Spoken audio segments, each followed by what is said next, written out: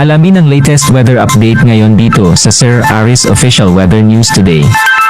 Humina po muli ang amihan at easterlies na nakakaapekto sa buong bahagi ng ating bansa. Magiging bahagyang maulap hanggang sa maulap po yung ating kalangitan kung meron tayong mga pag-ulan na mararanasan, mostly yung mga isolated rain showers or thunderstorms lamang o yung mga biglaan at mga panandaliang pag-ulan. Though may kita po natin dito sa ating satellite animation, may mga makapal or dense na kaulapan dito sa timog ng ating bansa na umaabot sa southern portion ng Mindanao. So expect lamang po natin, magiging mataas lang yung possibility nitong mga rain showers or thunderstorms na ito na dala ng easterlies dito sa malaking bahagi ng Mindanao. So pag-iingat po para sa ating mga kababayan sa posibilidad ng mga pagbaha at pagguho ng lupa. And sa ngayon, wala po tayong minomonitor na bagyo or LPA sa loob at labas ng ating area of responsibility na maaari po makaapekto dito sa ating bansa.